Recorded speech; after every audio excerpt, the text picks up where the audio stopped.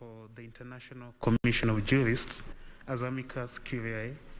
I appear alongside Ms. Anne Shikongige, who is in the adjoining court. Thank you, my lady.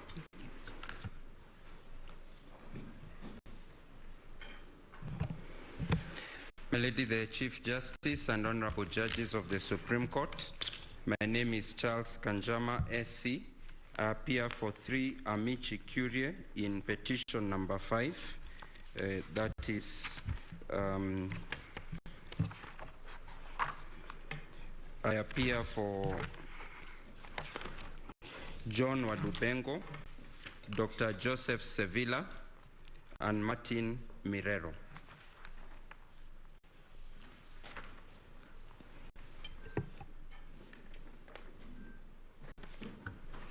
May it please you. My name is Chief Justice and other members of the court. My name is, Sorry. Let me repeat. May it please you, my lady. Justice and other members of the court. My name is Kibe Mongai Advocate. I'm appearing in petition number E008 alongside Ms. Wairimo Kero.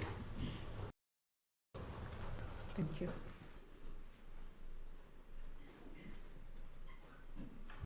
May it please you, my lady. My lady, there used to be a rule about seniority. I have been stood down twice. Yes. Maybe I should go. It is still there. I appreciate my lady's protection. My lady, my name is Gedhu Muigai, Senior Counsel, and I appear for Mr. Wafula Chebukati, supported by Mr. Eric Gumbo. And I appear for IEBC, supported by Mr. Kamau Karori and Mr. Mohat Jomane and Mr. Tito Tiago. Yes, this is the one time you are telling us that, Professor. Okay, my lady, I thought we would need to do that in every matter, but I'm guided by you now, and I yield the floor to my learned colleague. Okay.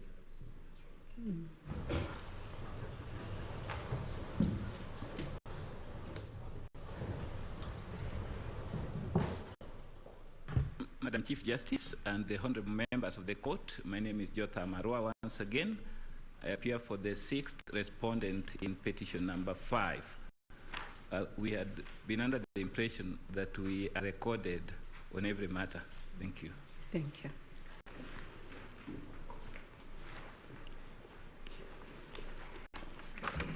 Your Ladyship and members of the court, my name is Apollo Mboya.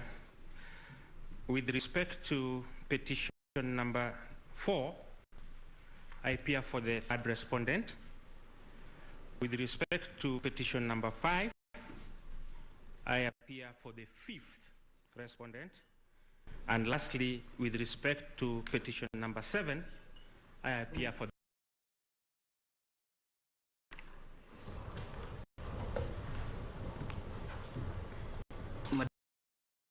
to introduce Mr. Morara in petition number 4 for the petitioners. Here is seated in court number 1. I erroneously left out his name, Mr. Morara. Thank you.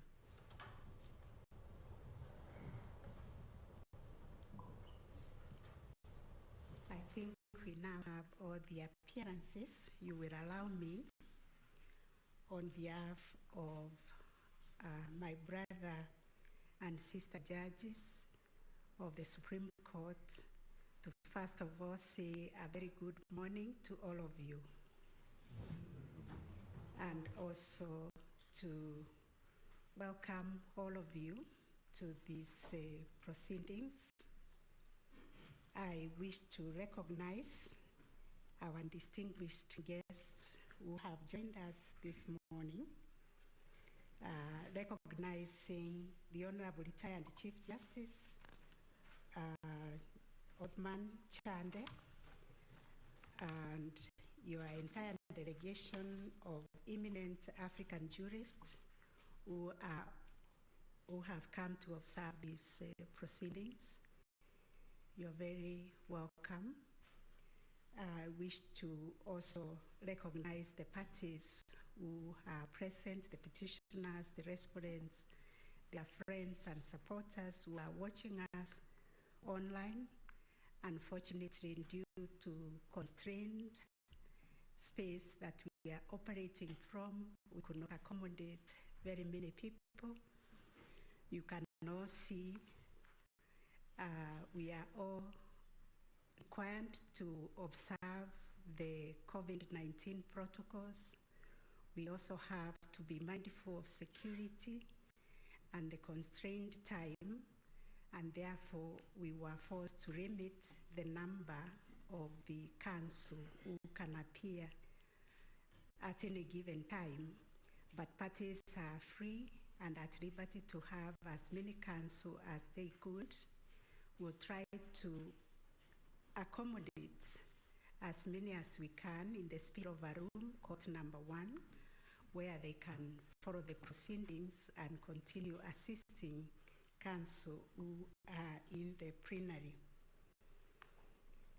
We thank the media also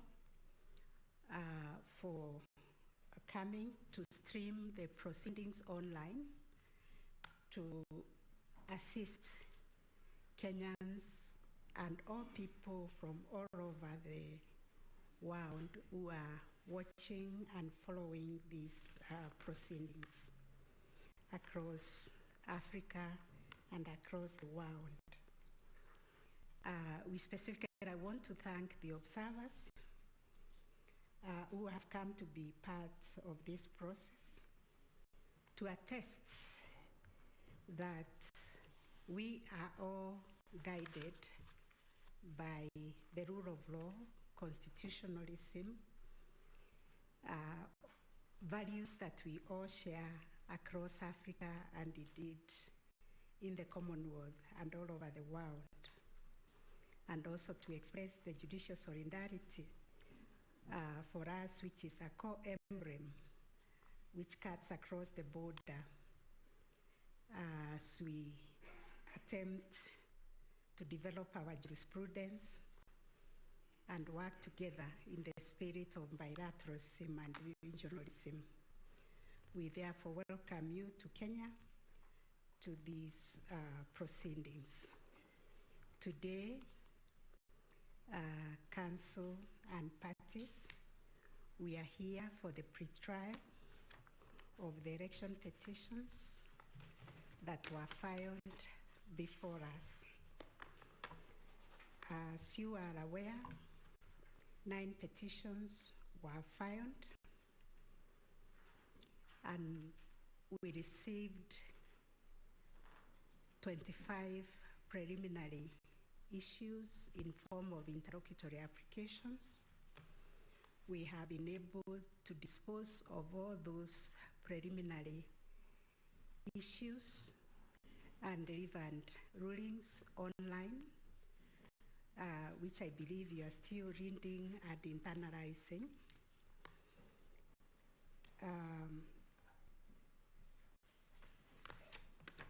After we dealt with the preliminaries, 2 petitions were struck out. Petition number petition number E006 and petition number E009 were struck out, and the rulings were delivered together with a media summary showing the reasons why they were struck out.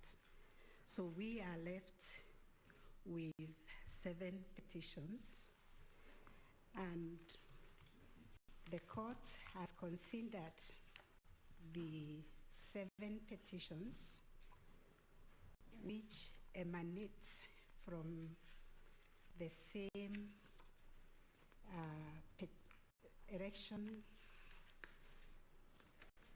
presidential election, which was held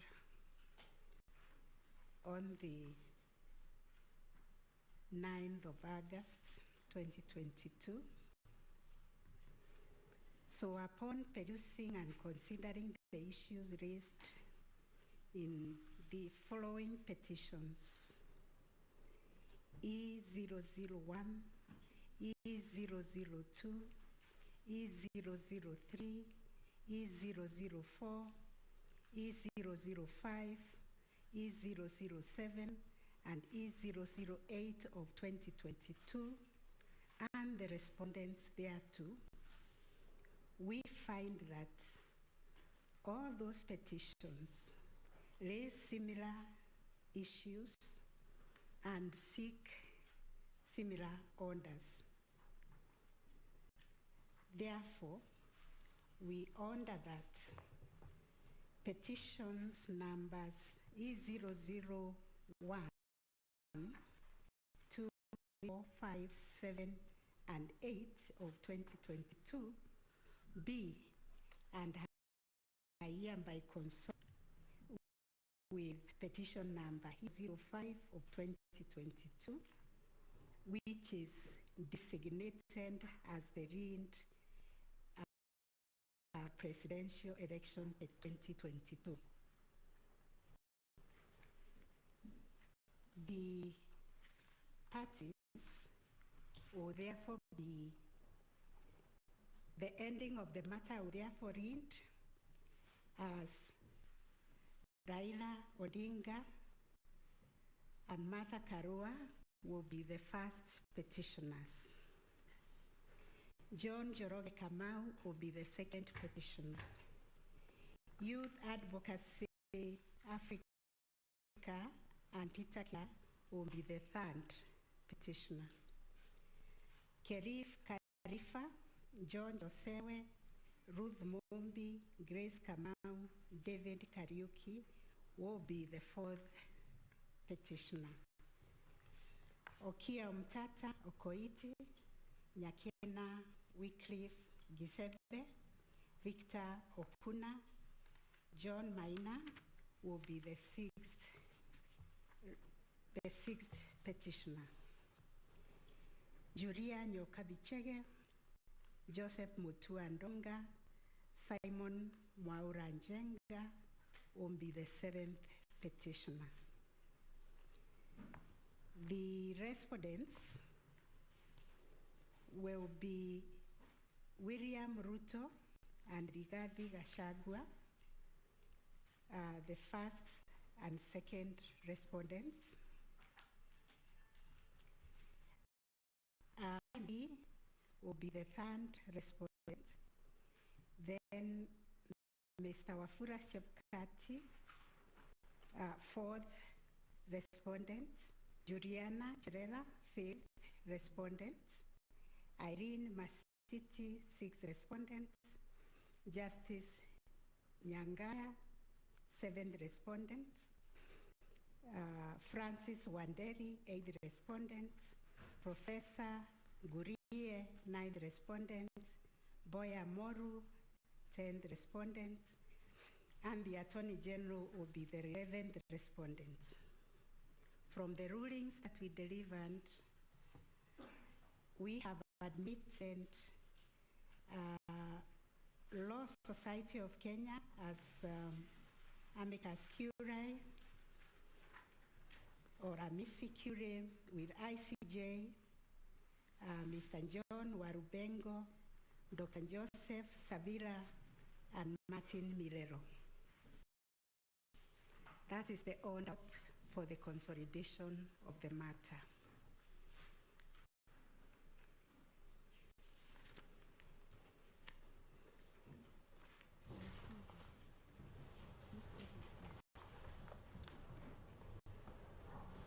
So the other issue that we are going to deal with this morning upon consolidation of the matter is to settle the issues for determination. The court, having considered the pleadings that were filed,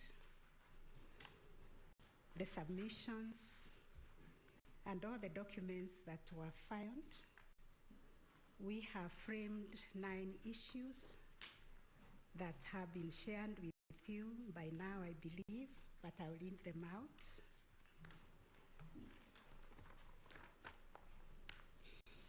The first issue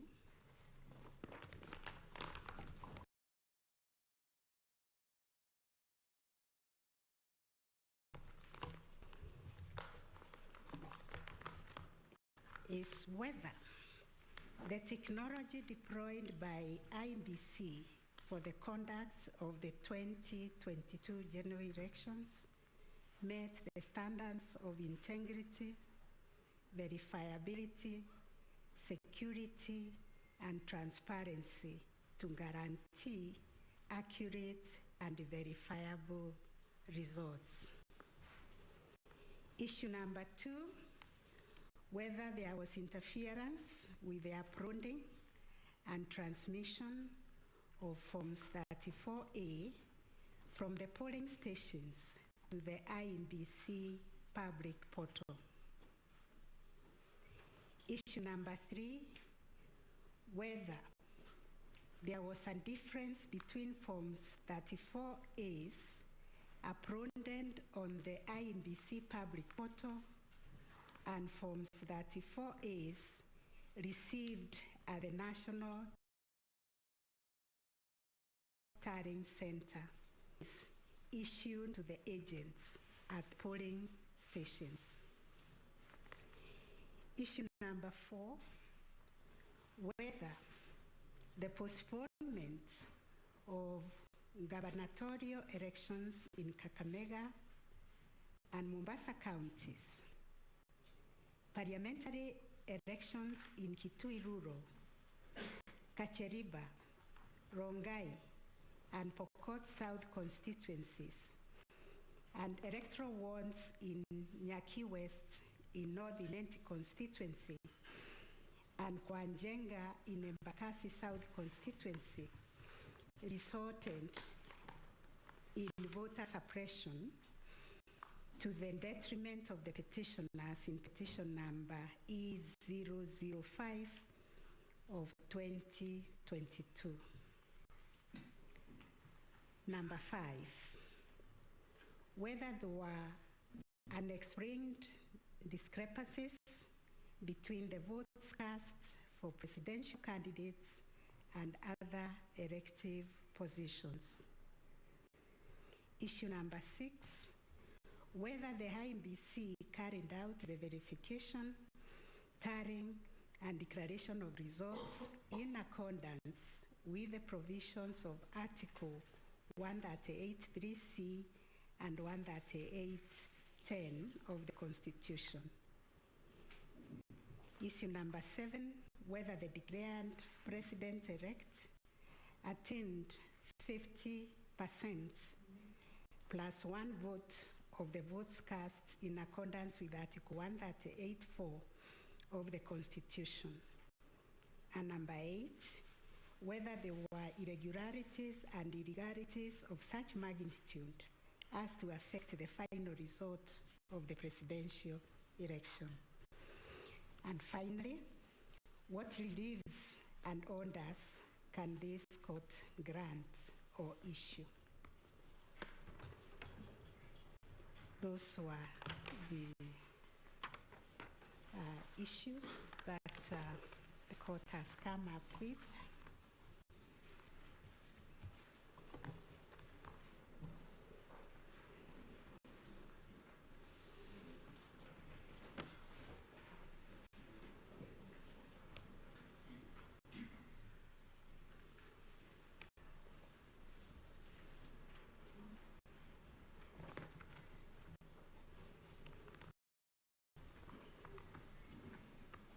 Perhaps then we can proceed to the next area.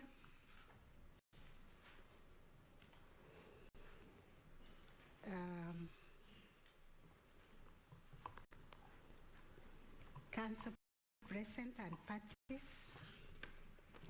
considering the constitutional time frame for determining the consolidated presidential election petition and the nature of the issues raised as well as the COVID-19 pandemic, we have limited the number of advocates who can sit in the plenary as per the schedule that was shared with you this morning by the registrar of the court. For further clarity, been asked to clarify that parties have a right to representation of as many lawyers as they wish.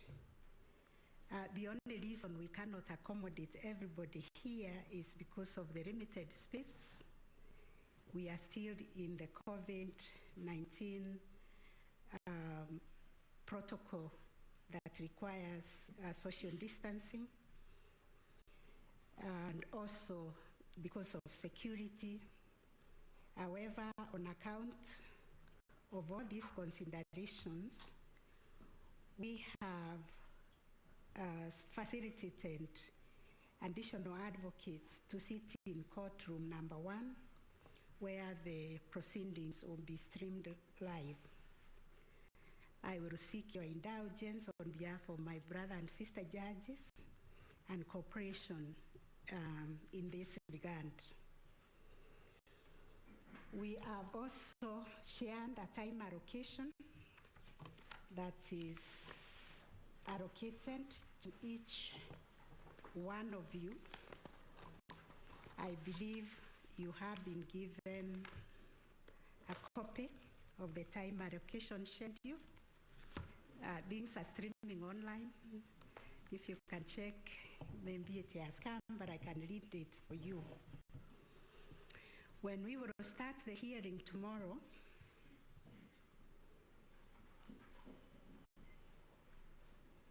the main petitioner, that is petition number E005 of 2022, Raila Odinga and Martha Karua, we have allocated them 3 hours.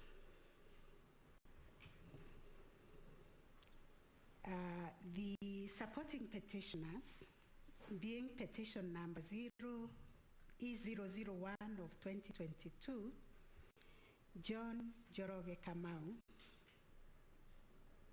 we have allocated that supporting petitioner 30 minutes. Petition number E002 of 2022, Youth Advocacy Africa and Peter Kirika, we have allocated 30 minutes. Petition number E003 of 2022, Kerif Karifa and others, 30 minutes.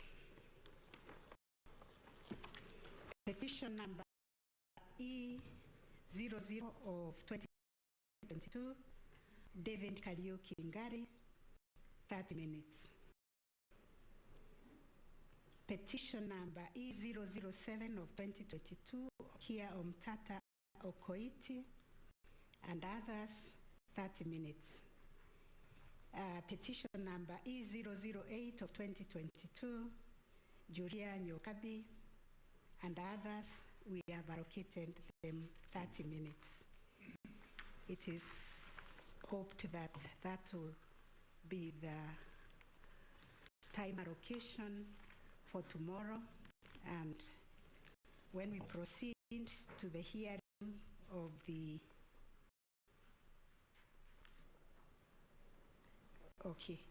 we've also looked at the responses by some respondents, namely Juliana Cherera, Irene Masit, Justus Nyangaya, and Francis Wanderi, who appear to be supporting the petition. These 4 respondents have been allocated 1 hour to share among themselves. That gives to that 15 minutes each if they are represented by different counsel. Then parties in opposition to the petitions, we have identified IMBC together with the chairman Wafula Chebukati, and we have allocated them 3 hours to share.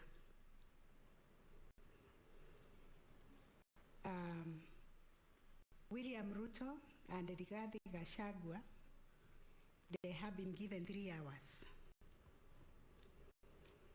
The Attorney General will be given 30 minutes to respond. According to the rulings that we have delivered, we admitted 3 amici curiae. They will not be given time to make oral submissions. According to the rules of this court, we will rely on their briefs, which are on record, unless the bench wishes to raise and for clarification by them. That will take us now, the second day of the hearing. We are hoping the third day, which is Friday, we will hear a rejoinder. We'll give the main petitioner in petition number E005 of 2022, Raila Odinga and Martha Karua, 1 hour to respond.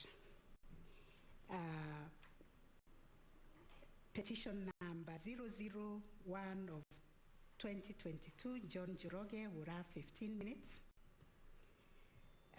Petition number E002 of 2022, Youth Advocacy Africa, 15 minutes. Petition number E003 of 2022, 15 minutes. Petition number E004 of 2022, 15 minutes.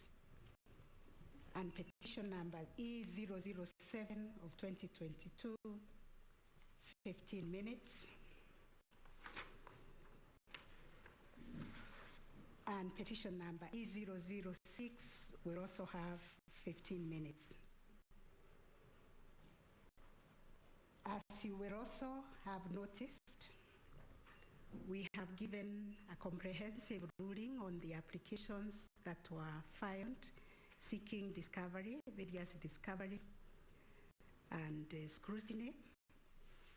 According to the order that has been issued, we are expecting a report that will be tabled before this court for consideration by Thursday afternoon. And if there will be issues arising from that report, we have agreed to give the main petitioner 30 minutes to respond.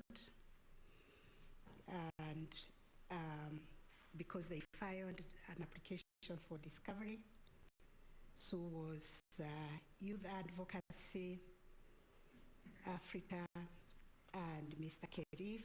They also filed an application for discovery. According to the issues that they were raising, the Youth Advocacy will be given 20 minutes, and Kerif, who was seeking one issue, will be given 10 minutes. The IBC will be given 30 minutes, and William Ruto and Rigathi Gachagua will also be given 30 minutes to respond to the report that will be filed if there will be issues arising which they will wish to respond to. That is the time allocation.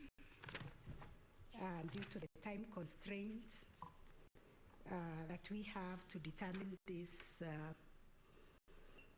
election petitions within 14 days, we would appreciate also the filing was tight within 7 days. This is dealing with information or evidence from all over the country. The framers of our constitution decided that they will give 14 days.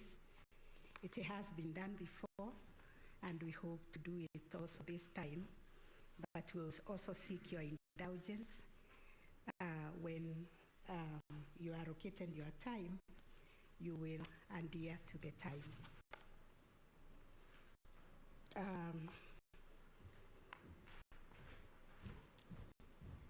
We also developed some ground rules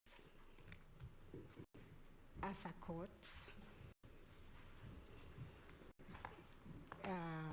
where we are requesting that parties and advocates observe punctuality, the time that is indicated for us to start the proceedings, and the time allocated to them on the screen. We will also, this is an old practice, that we will continue to be respectful of the court, our personnel, and also to respect each other, adhering to the rules of this court. We also are obliged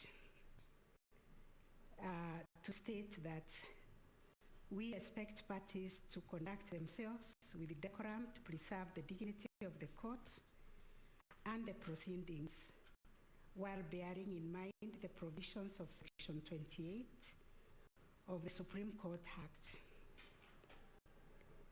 We are also reminding ourselves that these are judicial proceedings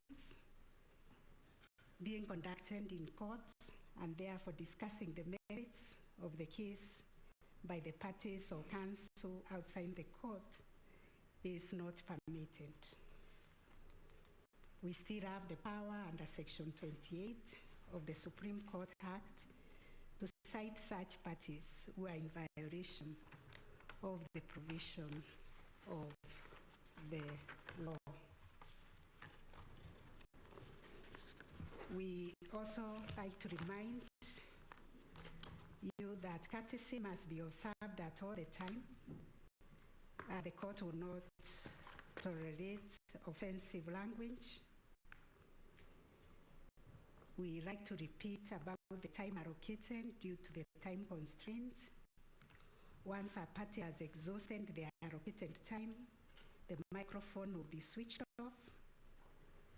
We also wish to state that if there is time that is unspent by the council, the time belongs to courts, so we will not allow anybody to donate, but revert it to the courts for the court to share it out according to the court's generosity or lack of it. Due to the limited timelines, there will be no extension of time, so please let no one ask for extension of time. We are dealing with the submissions that have already been filed. We have been painstakingly reading those submissions. Therefore, we wish parties to just focus on the key issues that they would like to highlight. Parties are therefore urged to focus on the pertinent points of their case to save on time.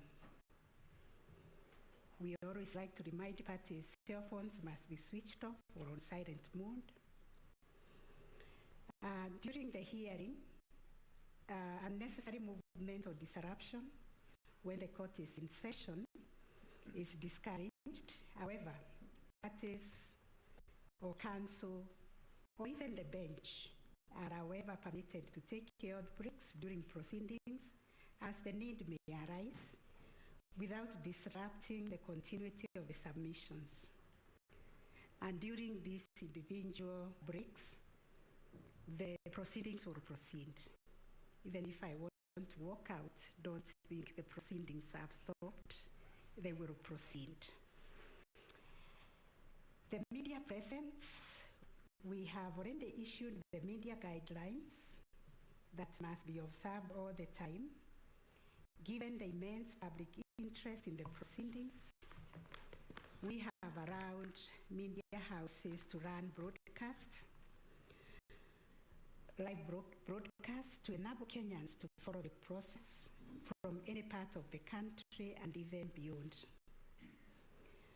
We urge members of the public to follow the court proceedings from the comfort of their homes or offices through their television and stream broadcasts without the need of coming to court physically. This is particularly informed by the reality that due to the limited space within the court premises, we can only accommodate a limited number of persons to attend the proceedings in person. Consequently, we have restricted physical access to the court premises only to the persons who have been accredited as parties, counsel, or court personnel. We will also urge the counsel, when you're making your submissions, any references made to the material. You can see the voluminous nature of the files. They're still in our chambers.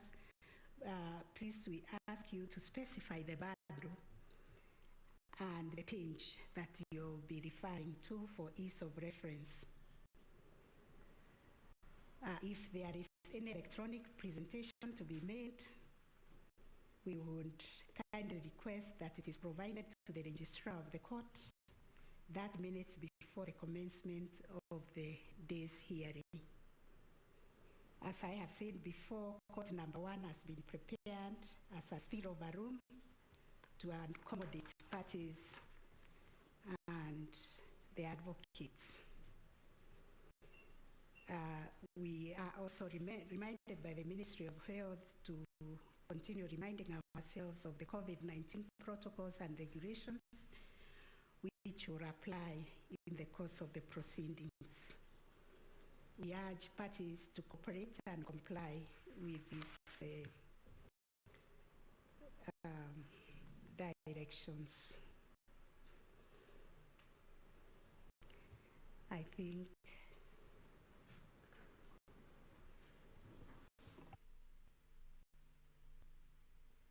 that is all from the court.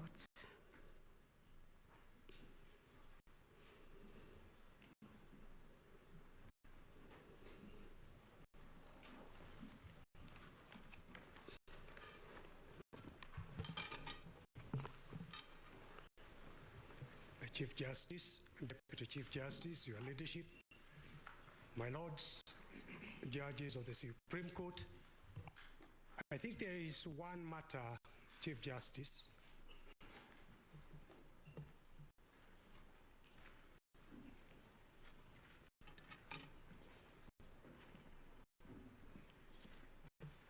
there is one issue that was raised by my colleague, Professor Githu Muigai, regarding the correct team of lawyers legitimately representing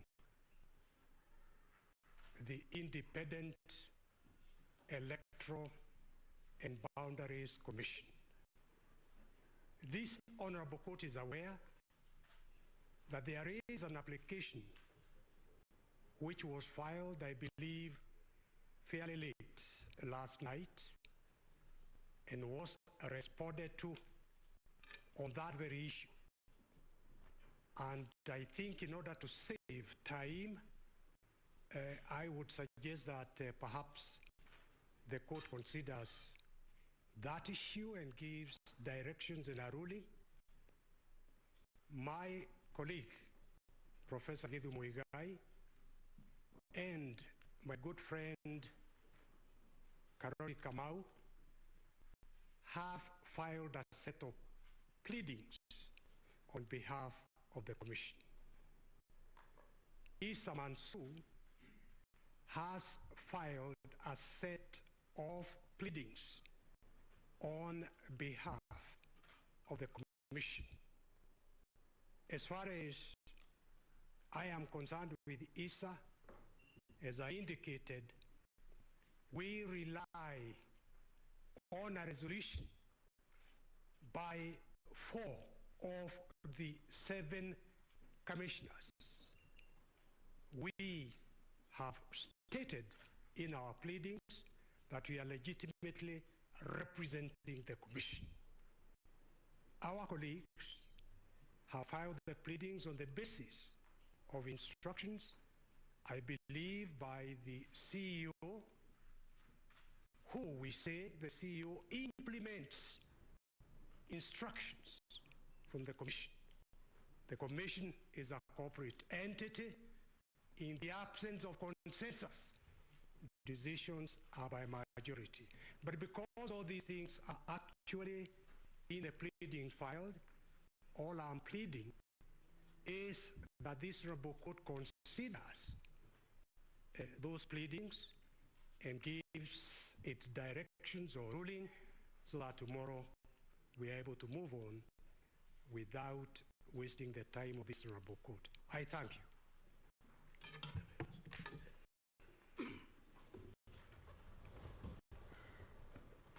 May it please you, Madam Chief Justice and the honorable members of the court, I would like to set the record straight.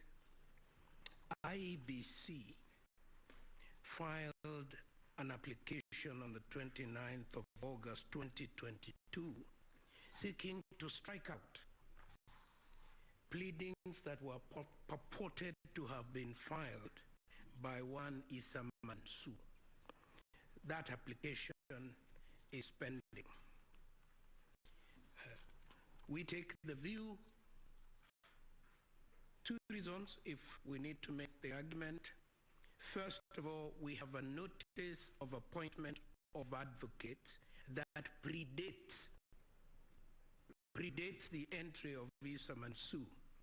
Best civil practice would have required, if a legitimate change of advocates was to be made, for a notice of change of advocates to be filed. No such action was filed by what I consider a very, very competent firm of advocates. So there, in our view, there must have been collateral purpose. Secondly, it is not the work of the commissioners of IEBC, whether in majority or in minority, to procure any services. That flies totally in the face of the procurement law in this country. As we sit here now, the four who purport to have procured have committed a criminal offense and should be treated as such. So in my opinion, what I understood my lady and the court to have said earlier in your ruling was that IEBC was properly represented by its advocates on this table. However, the four individual commissioners who are now cited as respondents but who are supporting the petition will continue to enjoy the very distinguished services of my senior learned friend, the Honorable Paul Mwita.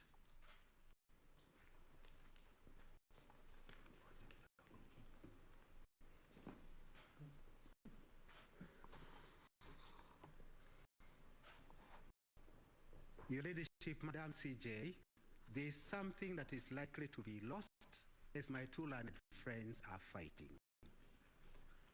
And it is so important, it could compromise really the fairness of the hearing which you have endeavored with so much effort to craft a way forward. It is this: 8 petitions were filed against my client within the 7 days cast in stone in the Constitution. It is the first time in this republic that 8 are filed. In 2013, there were 2. But because of ingenuity of this side of the court, we now can file very many, all intended for the same purpose. That aside, I burnt midnight oil, filed my response within time. Then comes the group of 4 commissioners. On 26th August, they have filed a response to the petition. They are filing this under the pretext they are respondents. They file a response. It is not a response. It is a new petition. There are new claims, new grievances, new ground for nullification of my client's electoral victory. Senior counsel. Yes. I think a ruling was delivered on the participation as respondents. If you could just so have allowed me 1 minute. What we are addressing is whether they should be represented by lawyers of INBC. I was dealing with the response that they have filed. And that is a point that I think my learned friend, Gizu Muigai, was alluding to. Will that response still be on record, or are they limited to the affidavits that they had filed and which have been allowed?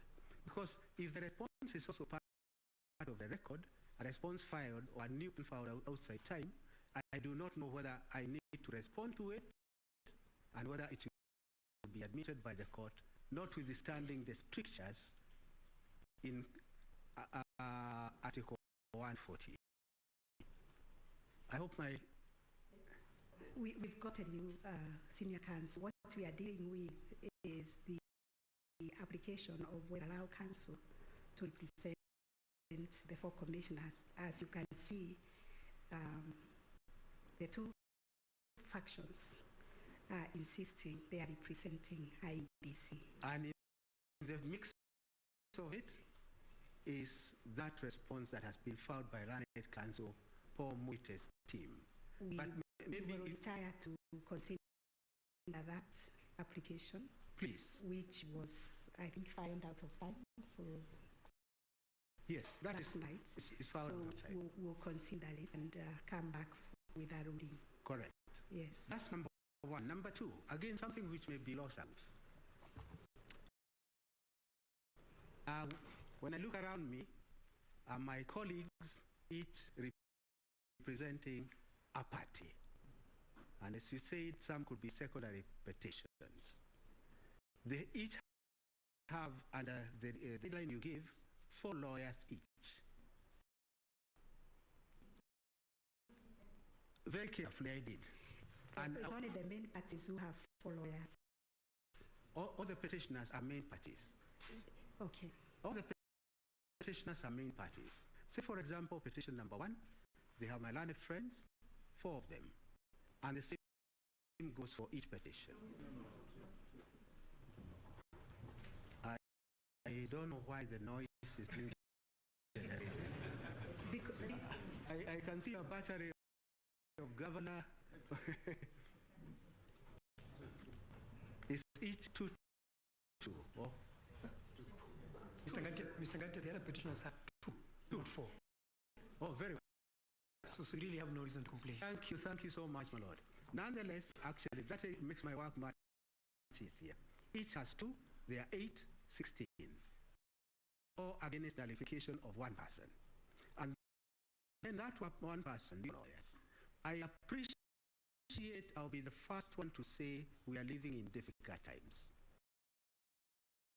But surely it will be very difficult for me, and I say this in all fairness, to be able to master a defense against all the 18 lawyers. All we have is a team of 4. Let me say the last thing, Madam Chief Justice, because your fairness is legendary. The total time given my learned friends, all the 8 of them, is 8 hours. I have been allowed 3 hours. I would have requested you, Madam CJ, if there's any way you could, allow me at least half the time that my opponents have, so that I could at least be able to master a defense in relation to petition number 5, the primary, and the proxy ones, the 6 of them. That is all. My lady, if I may. My lady, if I may have your indulgence for only 1 minute. I know my lady observes that this application was filed out of time, and we admit that that is so. But the reason is that it is not one of the applications contemplated under the rules. It's Mansour Esquire filed his papers on the 26th, we did not expect that there would be another petition filed in the guise of a response, because what the four commissioners have done is to file a fresh presidential petition outside the constitutional timelines. We agonized as to what we ought to do in the circumstances, and the only thing open to us was to make the application on the 29th. So we beseech you that if you find that it is out of the normal timeline, you nonetheless grant us an extension of time, because resolving this matter is very fundamental to resolving the petition. It is, my lady, this court that has repeatedly cautioned us that we should never attempt to resolve such a weighty matter as to who is the legitimate president of the Republic of Kenya on the basis of subterfuge. And I do pray, therefore, that you consider very seriously, my lady, that application, so that you may guide us accordingly. As at that time, we have another request. We are facing 7 petitions, and all these people are attacking the integrity of our technology, the capacity of our personnel, and above all else, the integrity of our chairman. We would ask for just 1 more hour so that we can meet these 7 petitions that have been allocated 10 hours. Thank you very much, Milady.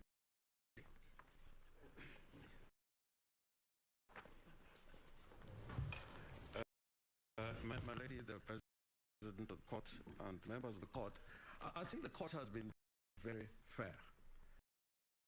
Looking at the time allocation, we have 7 petitions, and in all those 7 petitions, we have been given a total of 6 hours, with a little bit more time for the petition number 5. We have 3 hours.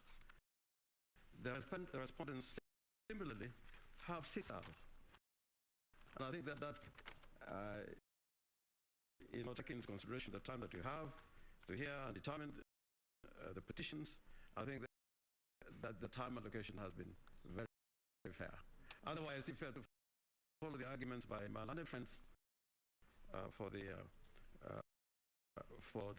IBC, would similarly say that our petitioners had a lot more to lose than the other petitioners, and therefore we should be given a little more time. But I think in the circumstances, I think the court has given a fair consideration as to the interests of the parties and how to accommodate all the parties. 6 hours for the petitioners and 6 hours for the respondents. It's 6 hours. I think you do a little bit of mathematics, you'll find. Yeah. I did a little bit of mathematics. The other matter that I wish to draw the court's attention there are other pleadings that have been filed out of time without the leave of court. I would invite the court to look at those pleadings that have been filed out of court, out of time, and without the leave of court, to be struck out, because parties that have been served with these pleadings at the last hour would not be able to respond to them. And one particular affidavit which has been filed out of time is the affidavit that on the face of it is by one Hilda Kavonga. That has been filed by the Electoral Commission. the first faction of the Electoral Commission. And at the last page, it says it's been sworn by Martin Washira Nyaga. So some mutation, biological mutation must have taken place. And that, I don't know how to correct that one, but the bottom line is that they've been filed out of time and without leave of court.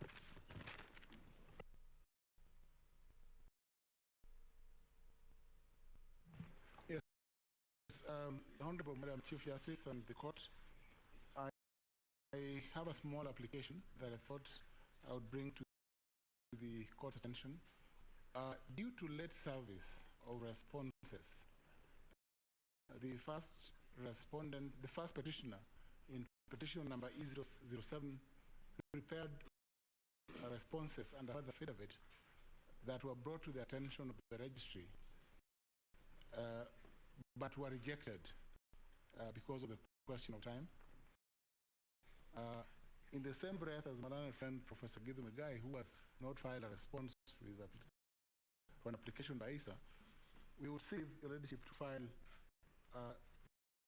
the affidavit. It's a small affidavit of only 44 paragraphs,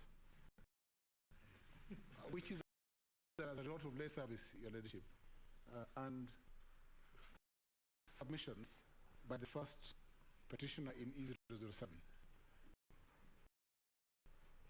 Your leadership, in terms of representation, just weighing in on what my learned friend has submitted, Mr. Professor Gideon Muigai, Senior Counsel, the only two professors and Senior Counsel in court, the two of us. Why all of them appear for the IBC? All the Senior Counsel can appear for IBC, so that the court is richer with submissions from all parties, so that we hear the Chebukati faction and the Cherere faction, and I think the court then can make a good decision. Last, your leadership. On the question of time, I just want to confirm that we only have 6 hours, like Senior Counsel Rego said. And if my learned friend sees that there are too many petitions, they can concede. That's all.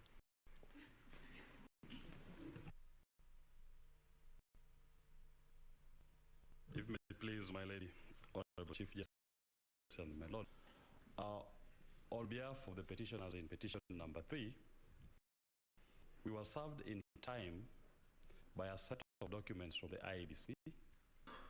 Then subsequently, last night, we were served with another set of documents from IEBC.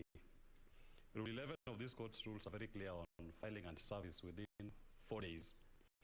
And we are greatly prejudiced if documents that are filed and served outside time does not allow us a rejoinder, and then those documents now constitute part of the record. We'll urge my ladies and my lords that when you consider the issue of representation of IEBC, please take into account that in respect to petition number 3, the IEBC faction, minority faction, served us with their documents outside time, and we had no opportunity to file any rejoinder. So that whatever they filed, we cannot speak to it. Can you name the party who filed late? It was filed by... It was served on us late. We were served last night by the law firm of GA and Company Advocates. And we received the documents under protest and did indicate. Our prejudice is we cannot file any rejoinder to all the issues they've raised. Please repeat the particular document which was filed late and by who, which party? My lady, I can speak to the service. We were served last evening. They are the first and second respondents' documents filed by the law firm of G&A Advocates. The response to the petition from the same law firm. There is a replying affidavit by Michael Ouma, filed from the same law firm. The first respondent's replying affidavit filed by the same law firm. all those, and there's several volumes of volume 1,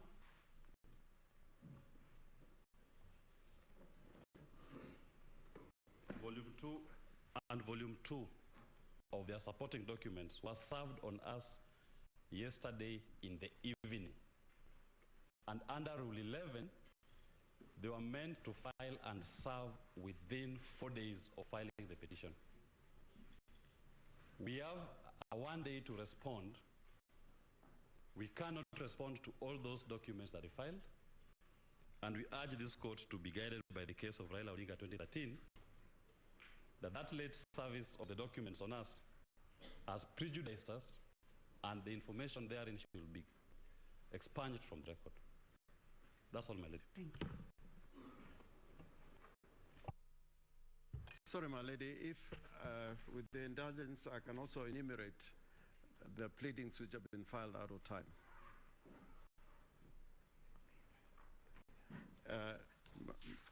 The first one is an affidavit by Oduor Juma Joseph, filed in support of the first and second respondents by G&A advocates.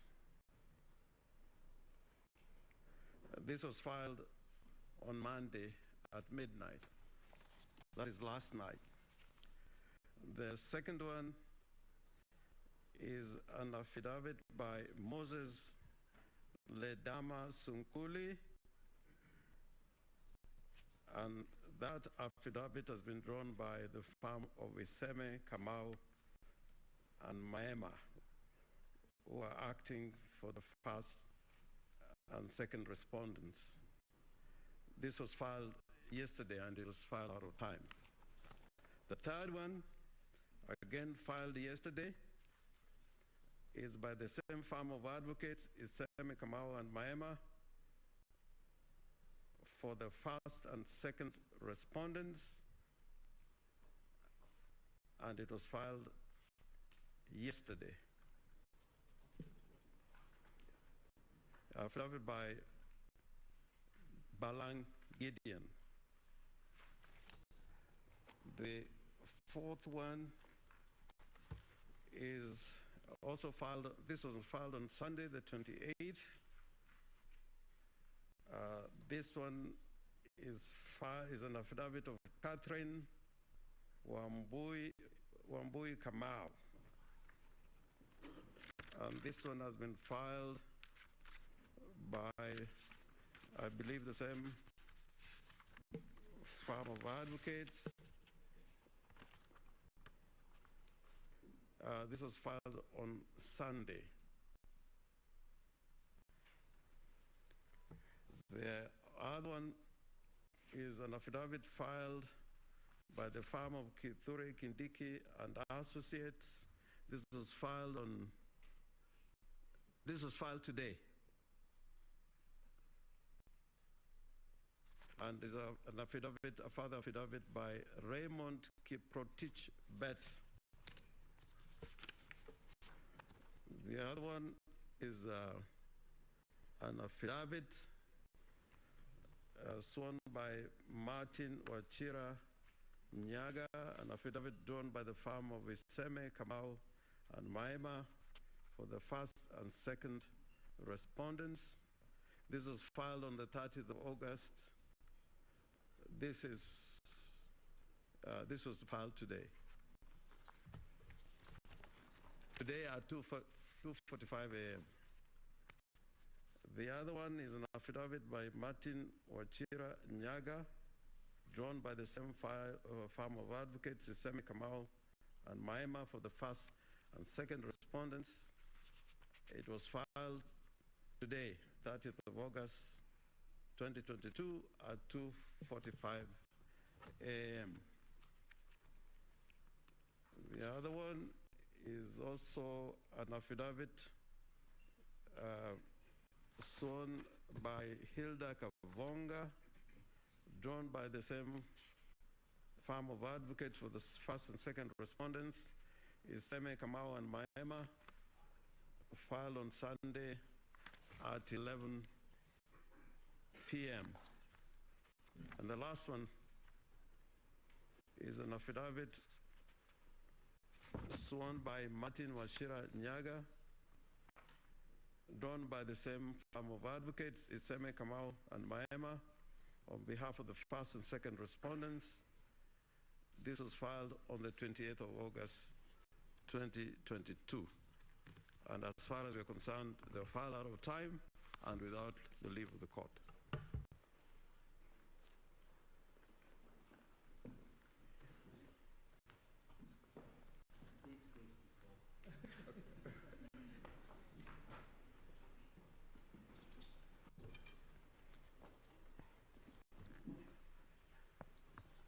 Your Ladyship, we may actually go into a wrong series of saying what has been filed late and only taking certain documents and not all of them. As I was sitting here, I've been served with a petitioner's further affidavit filed today, filed yesterday, 29, and this is an affidavit that has been filed by the firm of Kinoti and Kibe Advocates. I think there is need now to take a stock of what has also been happening and which may not have been quite clear to the court. The e-filing system has had tremendous difficulties. I'm informed from the registrar, and I think all parties, where we tried to file, we had challenges, and that took a bit of time. But to me, because we all look first at our own self-interest, the beginning point is the response filed by the firm of ISA on 26th August, and which takes the form of a new petition. That would be the beginning point, because if you are to allow that, then that petition will stand unresponded to date, because I could not respond to a petition filed outside the 7 days. So as you consider all these rival arguments, allowing some and disallowing the others, I think the most fundamental would be the status of that response, which is in the nature of a new petition. Once that is resolved, the other petitions in my submission would be dealt with quite easily. That is all, Your Ladyship.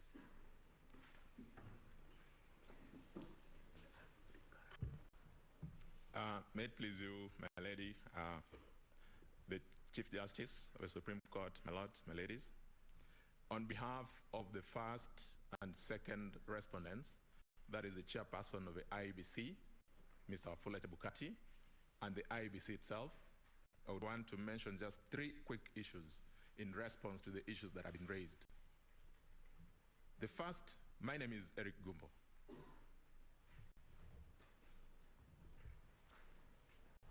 The first issue, my lady, is that just as has been indicated by Melanet Senior, Fred Ngatia Senior Counsel, the IT infrastructure of the judiciary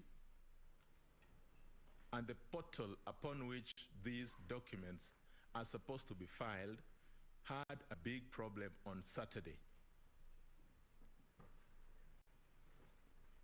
We did an email to the judiciary, got a confirmation that indeed the system was slow.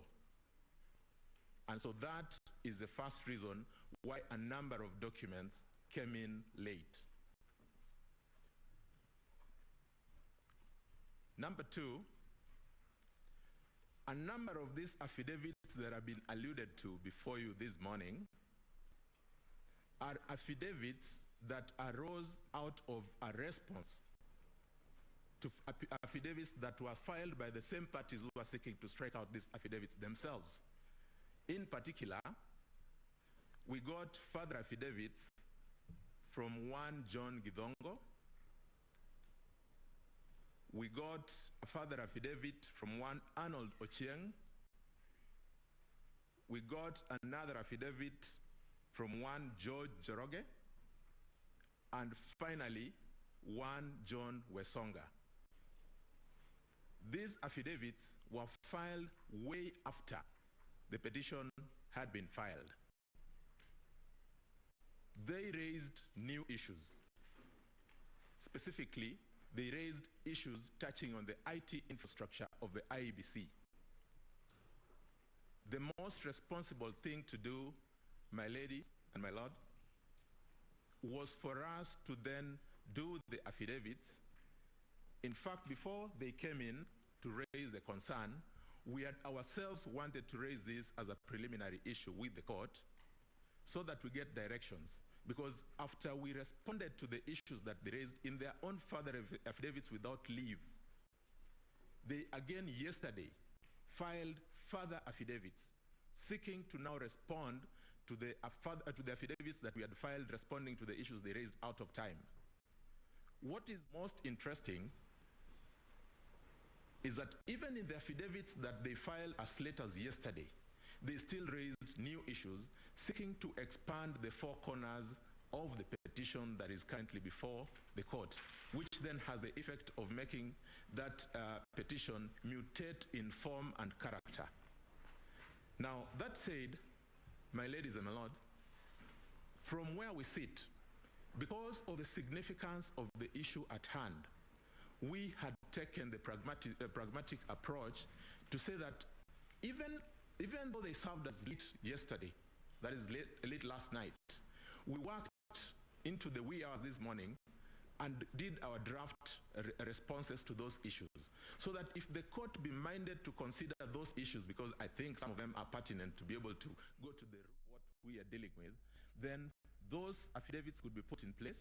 We'd be allowed to file those the ones that we had not served, responding to the areas that they wrote the affidavits yesterday.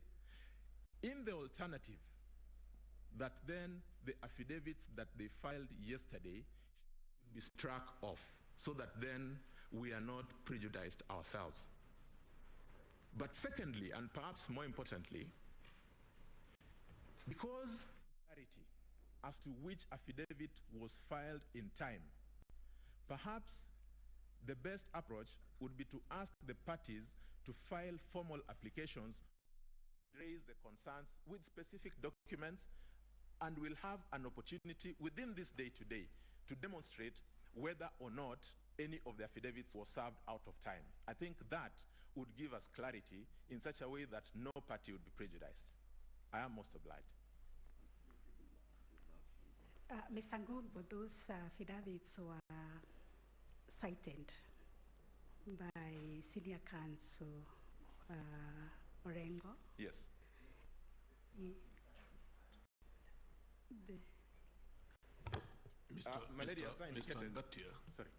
Mr. Ngatia, as senior counsel, you ought to know how to conduct yourself.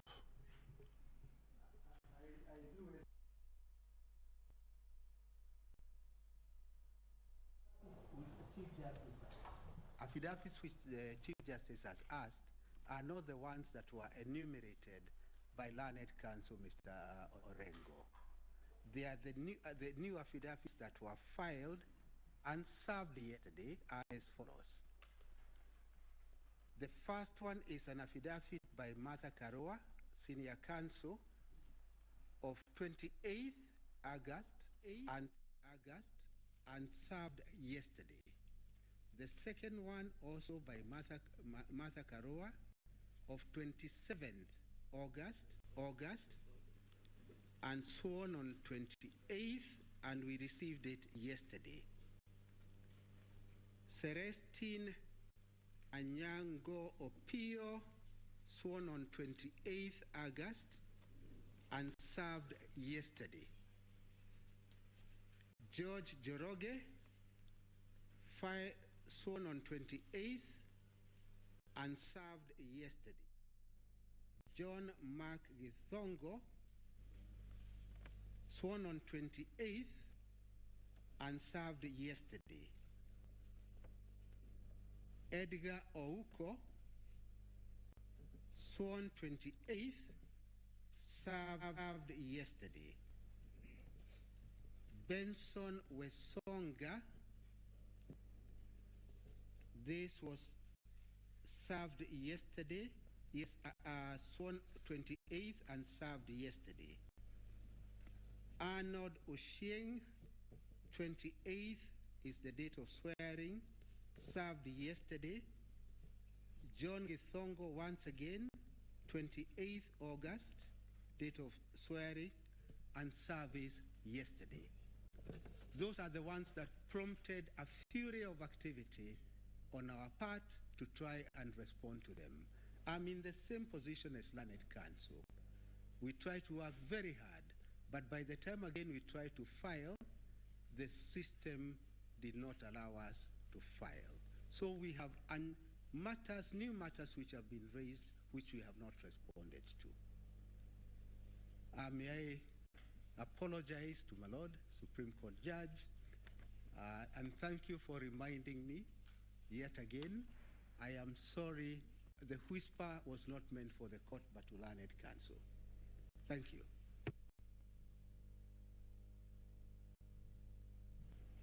My Lady, the Chief Justice, you had asked a question about the specific affidavits. My learned senior, Fred Ngatia, Senior Counsel, has given the list of those affidavits. In fact, the ones that have been served on us are the ones from John Gidongo, Arnold Ochieng, John Joroge, and Benson Wesonga. And my lady, I just wanted to mention that so that we are able to contextualize this affidavit, when we were served with the petition, we had a specific time within which to respond. We responded in time and served those responses. When the petitioners saw our responses, without the leave of the court, they filed further affidavits. Now, when those affidavits were served on us, we thought that perhaps instead of coming to us for leave, we do the pragmatic thing of responding to them, then we come and have them formally, we get directions from the court on how to deal with them. Because it would have meant that we would be making an application for leave today to file in further affidavits. It also then means that if we are to get to the four corners of the petition, then we must get back to the first date in time. After filing our responses, what came up? The new affidavits. How do we deal with them? That would be the question. I had given a proposal that because some of them seem to raise a number of important issues, and we have satisfactorily responded to those issues, we could deem all those affidavits as properly served, filed and served, so that then we forget about the side issues and go to the petition. More specifically, now that you have given us the issues that we need to be addressing you on. I am most obliged, my lady.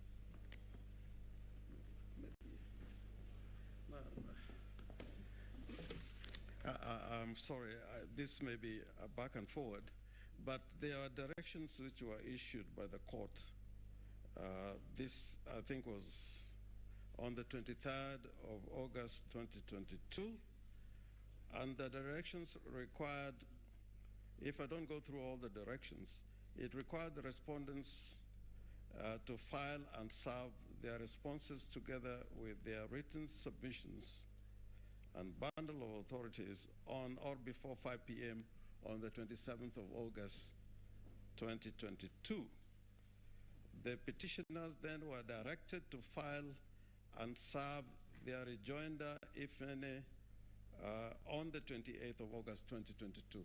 So the affidavits they've been referring to, which were filed by the petitioners, were rejoinders to the affidavits they had filed on the 27th of August 2022. So looked at in that context, we were quite in order to file those rejoinders in terms of affidavits yesterday, on the 28th, not yesterday, 28th. And I think there was a further directions that there would be a close of pleadings on the 28th of August 2022. So that is the context in which I brought the question of the late filing of these of the affidavits I enumerated. As to the infrastructure of the court, we were in a similar position, but when we made inquiries with the registrar, we were told that if we had any problems with filing any documents online, then you could physically take the documents to the registry, and that's what we did. And there were absolutely no problem about it. In fact, because of those particular problems, in cases where we were required to file by 5 p.m., I think on inquiry we were told we could file the documents same day, but on or before 9 p.m. So I think the registry was quite helpful, and anybody who wanted to file a document within time, there were absolutely no problem at all insofar as the registry is concerned. But probably the court should look at all these documents, put them in context, and then make a decision. But our position is that the affidavits that I mentioned were filed out of time and without leave of court. We would need a demonstration that what we filed on the 28th was not in line with the directions that were given by the court. Thank you. We are hoping we could bring this to an end so that... Good afternoon, Lady Chief Justice, the Deputy Chief Justice and judges of the Supreme Court. My name is Mansour Issa. I am being led by Senior Counsel Paul Mwite. My ladies, my teacher, Professor, and my People Master, Senior Counsel, Professor Gizo Mwigai, has alluded to the application that was filed by the firm of Iseme Kamau and Maema in the wee hours of yesterday. That application was filed on us at 3 in the morning, I think the first one. We had seen copies of that application on the portal before it was served, and we worked yesterday in the evening with the vice chairperson of the the IEBC, to prepare responses to that application before it was filed. And when we tried to file the application today morning, the registry indicated they had not received the application that both parties have referred to. And indeed, Senior Counsel Kamau Karori has confirmed the hard copies of the application had not been presented to the court. So, my ladies, as you retire to consider that application, we have filed our responses online and would kindly request that the hard copies and the submissions that our clerks have presented to the court be considered, because there was very late service, and I believe it's because of the difficulties with the e-filing. It was for quite a while yesterday down, but they should have sent us advance course. But there was no prejudice because we managed to see it in good time, as alerted by my learned friend, Ms. Joaquim Bosche. She was trying to file something. When she saw those applications, she called me. I was still reading, and we managed to file our responses to those applications. So we will abide by the directions given by the court, because we had filed all our responses on behalf of the Commission as directed by the Commissioners. Thank you, and have a good afternoon. My lady, if I may.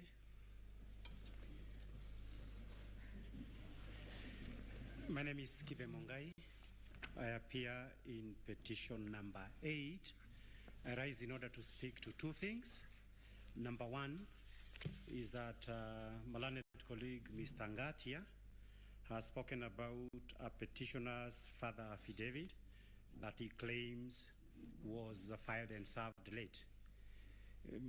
My lady and my lords, this further affidavit was sworn on 28th and served on them before midnight of that day, the Sunday that we were entitled to do our rejoinder. They were served, all of them. But more importantly, the affidavits of the IEBC and Mr. Wafula Chebukati were served on us on Sunday at noon. So that there was a question of the time when our 24 hours was going to run.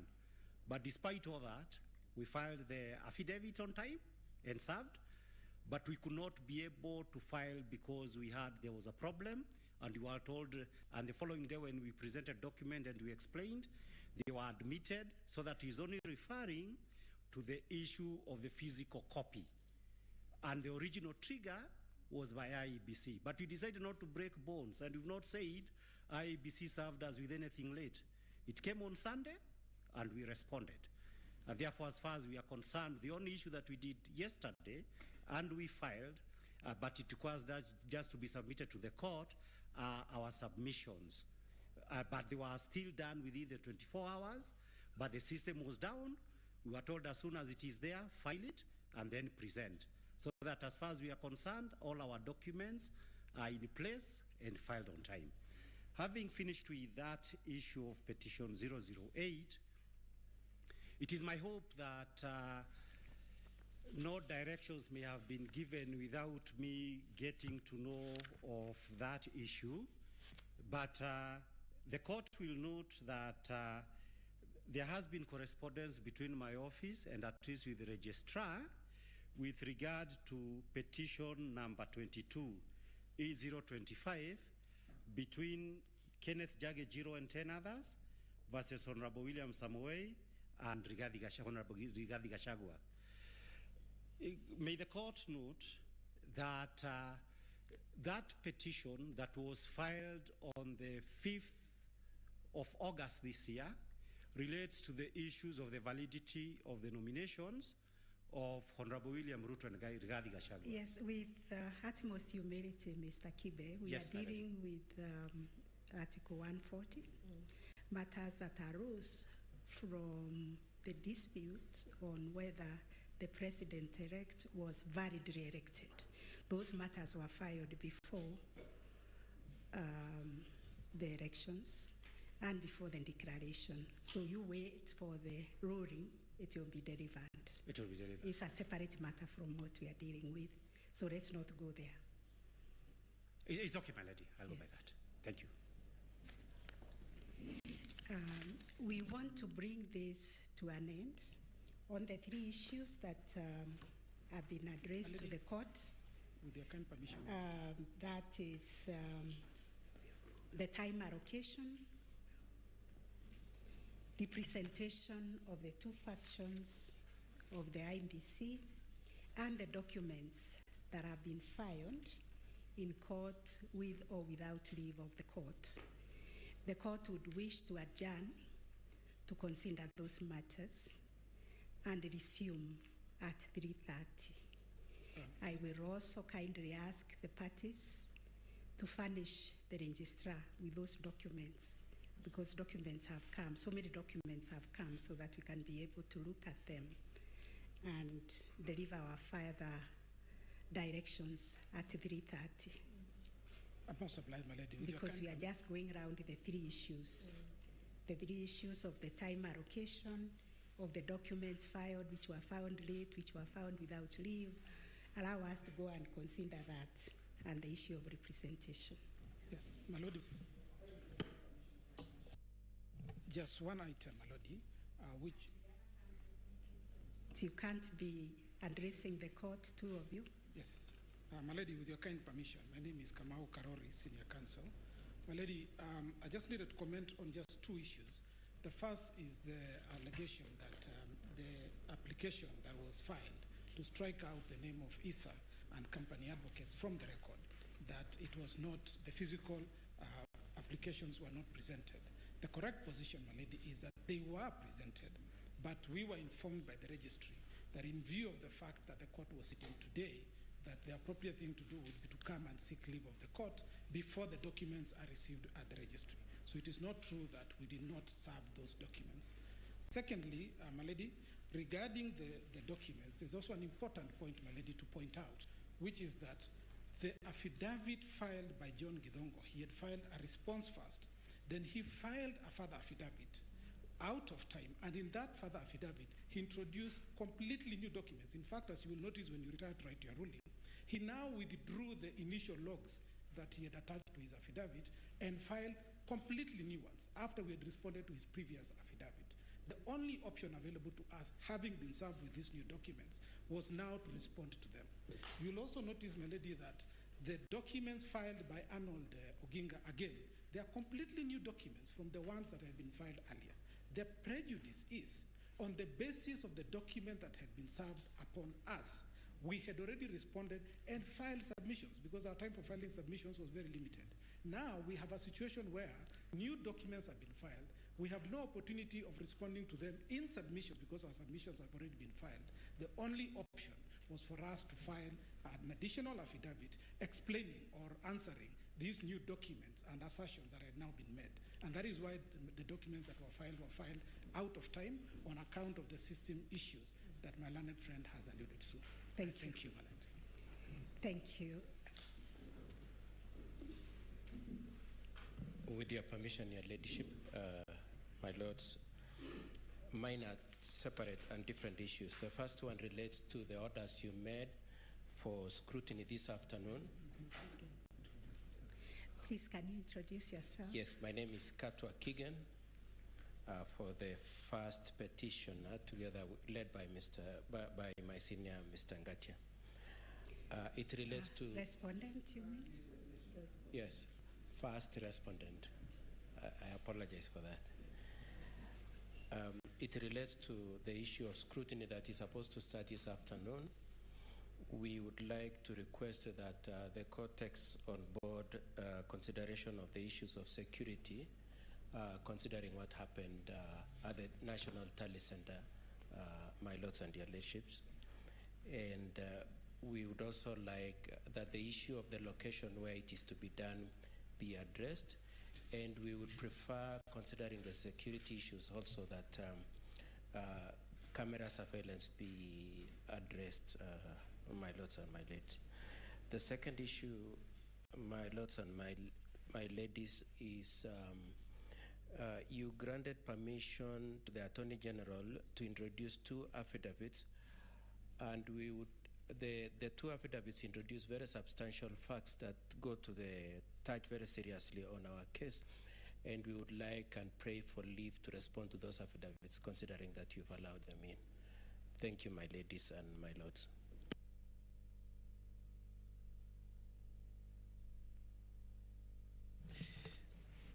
My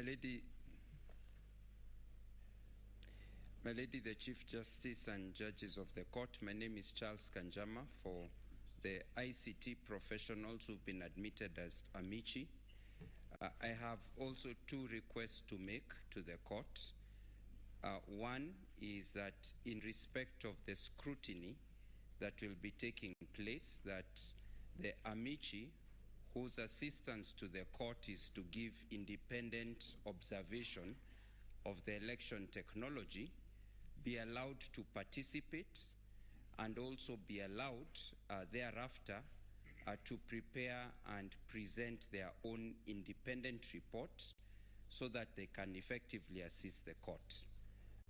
Second, in relation to the technology affidavits that have been filed late in the last 2 days, the amici in their initial report had responded to the initial technology affidavit so that they could give an independent perspective from ICT professionals. Would request that they also be granted leave so that they can supplement that report by also responding to the subsequent technology affidavits which this court is considering whether to admit.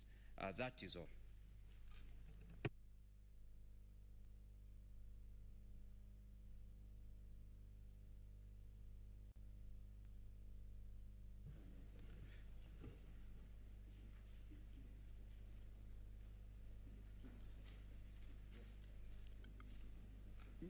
My Lady Chief Justice, my name is Mituga.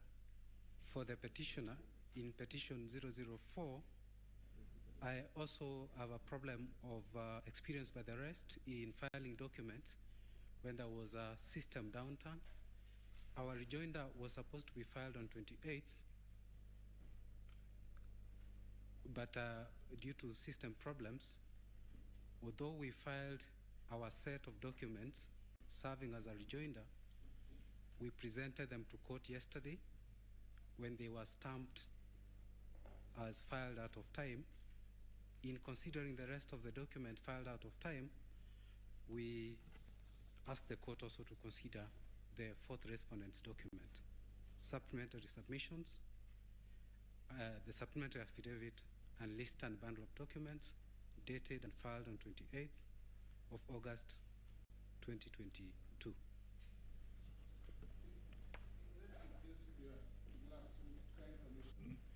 Lordship, why, in view of all these counter-arguments, the petitioners, respondents, filing late, claiming, Your Lordship, if the court could just give us 1 hour to regularize so that no party then excludes anything from the record, that would serve the interest of justice.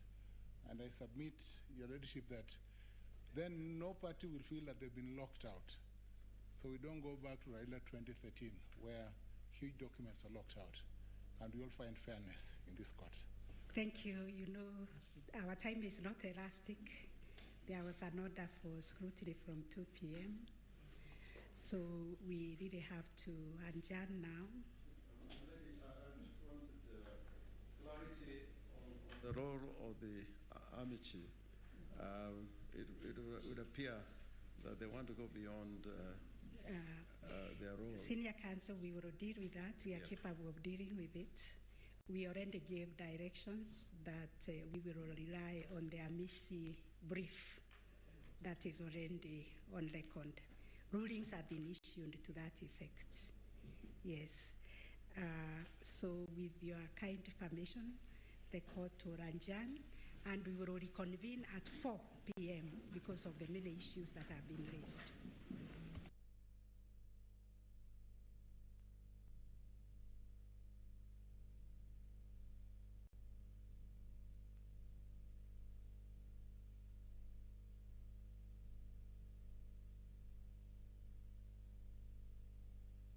See now, the Supreme Court judges, 7 of them are leaving the court to make a determination on 3 issues: on time management, the service of the document, and also the representation. This is after they did some housekeeping, so to say, in terms of the pre-trial conference that started at about 11 o'clock. They have now retired to make their rulings on 3 key issues after the housekeeping. Let's look at the housekeeping. Of course, I'm still with my panelists here. We have Churchill Saoke, who is a governance expert and a lecturer at the JQAT, and we also have a constitutional lawyer who happens to be Henry Kurauka. Gentlemen, karibuni sana.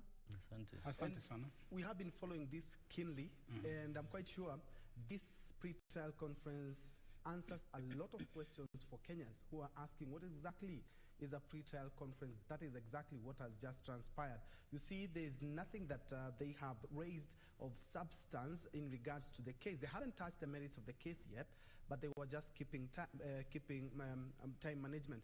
Of course, there are some of the rulings that they have been able to give by that court. The first time is that they've urged that there will be a strict time management. As CJ has talked about, they do not have the luxury of elasticity when it comes to time. And of course, they will limit the number of counsels. You remember, we have only 5 days to have the final decisions.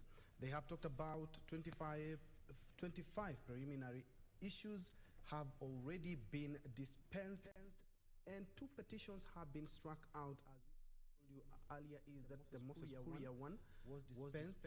One of the reasons being the jurisdiction of the court. If he indeed needs to refile, he has to go to the High Court. Another thing is that they have consolidated the 7 cases now. They are 1, and this petition now officially has been baptized, and its name is Raila Odinga and Martha Karua petition. And they will be given, for the first day, they will be given 3 hours. That is the side of Raila Odinga, and also the first respondent being President-elect William Ruto and his deputy Rigathi Gachagua. And they talked about 9 issues set for determination. And before, gentlemen, we go to the 9 issues set for determination, Wakili, there's an issue I had raised here earlier on, and it seems to still be dogging the proceedings today, that is on time.